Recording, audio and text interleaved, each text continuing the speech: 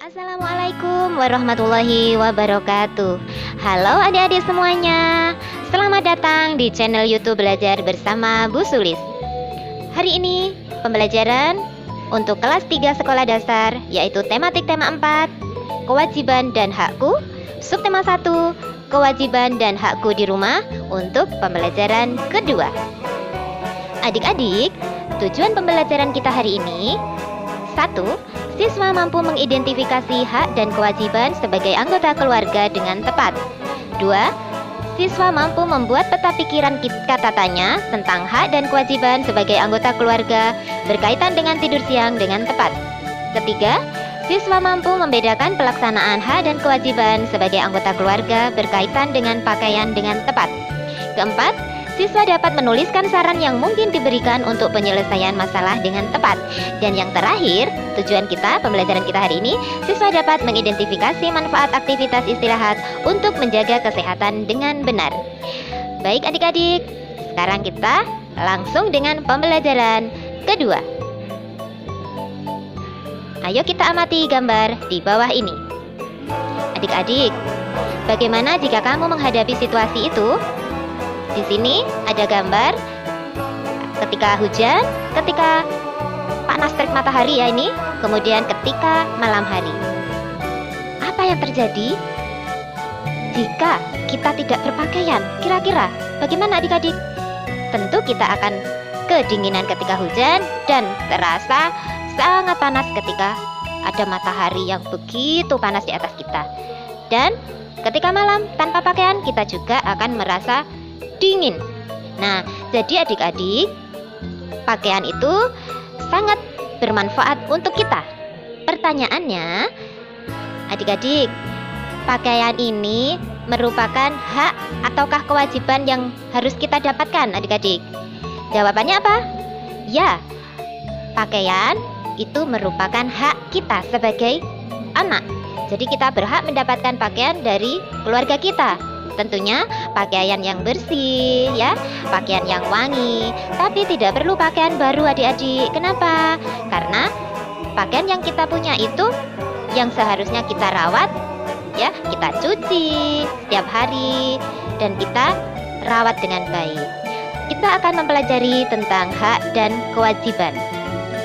Tentu di pembelajaran sebelumnya adik-adik sudah mengetahui tentang arti daripada kewajiban dan hak. Sekarang Bulis akan mulai dengan pengertian dari kewajiban. Kewajiban merupakan sesuatu yang harus dilaksanakan. Contoh kewajiban anggota keluarga adalah tidur tepat waktu, mandi teratur, dan berpakaian bersih. Adik-adik, untuk hak, kira-kira pengertiannya apa? Kemarin kita di pembelajaran 1 sudah belajar tentang arti dari kewajiban dan hak. Hak merupakan sesuatu yang kita dapatkan setelah kita melaksanakan kewajiban. Jadi kita akan mendapatkan hak setelah kita melaksanakan kewajiban. Tidak boleh loh adik-adik kita minta haknya dulu, kemudian kewajibannya tidak dilaksanakan. Jadi kita harus melaksanakan kewajiban kita terlebih dahulu dan kemudian akan mendapatkan hak yang memang menjadi keharusan untuk kita. Contoh hak anak, apa? Hak kita dapat hidup nyaman karena tubuh sehat dan hak kita dapat mengenakan pakaian yang bersih. Itu hak kita sebagai anak, ya. Jadi pesan Bu Sulis, kalian harus melaksanakan kewajibannya dulu, baru kalian akan mendapatkan haknya. Kita lanjutkan. Adik-adik, tentunya sudah tahu ya perbedaan daripada kewajiban dan hak. Sekarang kita amati tabel. Ada kewajiban dan hak yang harus kita isi. Kira-kira kalian bisa untuk mengisinya? Mana yang termasuk kewajiban dan mana yang termasuk hak di rumah? Kewajiban di rumah, yang pertama, menjaga kebersihan dan kerapian rumah. Nah, ini termasuk kewajiban kita sebagai anak di rumah. Yang kedua, menjaga ketenangan di rumah dengan berbicara lembut, santun, serta tidak berteriak-teriak. Tentunya ini kepada siapapun yang ada di rumah, baik itu orang tua maupun keluarga yang lain. Kemudian, kewajiban yang selanjutnya adalah membantu orang tua membersihkan rumah. Nah, adik-adik, di rumah kalian mempunyai kewajiban untuk membantu orang tuamu, yaitu membersihkan rumah. Jangan mengotori rumah, ya.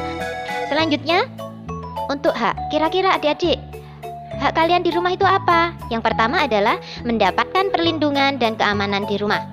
Yang kedua, disayangi, dicintai, serta mendapat bimbingan dan pendidikan dari orang tua.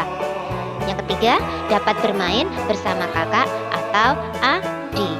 Nah, jadi kalian sudah mengetahui yang menjadi kewajiban yang mana, yang menjadi hak kalian itu yang mana. Nah, adik-adik, selanjutnya sekarang kita akan mengenal tentang kalimat saran. Nah, coba amati percakapan berikut ini. Fitri, aku menyarankan sebaiknya kamu membuat tugas bagian ini saja. Terima kasih Dedi untuk sarannya. Di pembelajaran pertama atau pembelajaran 1, kalian sudah mengetahui tentang kalimat saran. Tentunya masih ingat ya adik-adik. Kalimat saran merupakan kalimat yang berisi pendapat untuk menyelesaikan suatu permasalahan. Kalimat saran ditujukan kepada orang lain dengan bahasa yang santun. Jadi kalau memberi saran, sebaiknya dan harus memang kita dengan bahasa yang santun, sopan. Kira-kira kalimat saran menggunakan kata apa ini adik-adik? Ya, kita gunakan kata seharusnya, hendaknya, dan sebaiknya. Kemudian, ya kita di sini tentu harus tahu kalimat saran itu kan berisi solusi terhadap suatu masalah. Kalimat saran juga ini kan ditulis dengan ejaan yang sesuai dengan pedoman umum ejaan bahasa Indonesia atau PUEBI. Kemudian selain itu kalimat saran juga ditulis dengan susunan kalimat yang benar. Tentu kalian sudah bisa ya membuat kalimat saran. Jadi kalau ada pertanyaan, misalkan kita lihat ya di sini ada masalah, ada kasus, ada pertanyaan yang membutuhkan saran dari kalian. Coba amati masalah berikut ini. Tuliskan saran-saranmu. Nah, di sini ada contoh ya. Untuk nomor 1, Udin minta dibelikan baju baru. Di lemari baju Udin masih banyak dan masih bagus. Kira-kira adik-adik ini untuk mengisi jawabannya ini apa? Kita akan menjawabnya sama-sama. Seharusnya Udin tidak minta baju baru. Seharusnya Udin memakai baju yang masih bagus yang ada di lemarinya. Ini saran ya. Jadi sarannya yang kita berikan ini harus dengan bahasa yang santun. Ya, jadi yang kita beri saran juga tidak akan tersinggung. Adik-adik, selanjutnya kita akan belajar tentang aktivitas istirahat. Sekarang kita akan baca dulu teks bacaan dari buku paket ya. Ini di buku paket kalian juga ada. Istirahat siang. Ada banyak cara beristirahat. Beristirahat bisa dengan cara tidur atau bersantai. Dapat juga dengan cara menyegarkan diri. Tujuannya adalah membuat tubuh tenang. Nah, adik-adik, pembelajaran kita hari ini untuk pembelajaran 2. Tadi kita sudah belajar tentang kewajiban hak sebagai anak di rumah ya. Kemudian kita juga sudah belajar tentang kalimat saran dan penggunaannya. Kemudian kita juga sudah mengetahui tentang manfaat daripada tidur siang, yaitu aktivitas istirahat. Selanjutnya, untuk kelas 3, kalian bisa berlatih soal online. Untuk alamatnya ada di bawah ini. Baik adik-adik semuanya, cukup sekian dulu pembelajaran kita hari ini. Dan ingat, kita akan bertemu dengan pembelajaran selanjutnya, yaitu pembelajaran 3.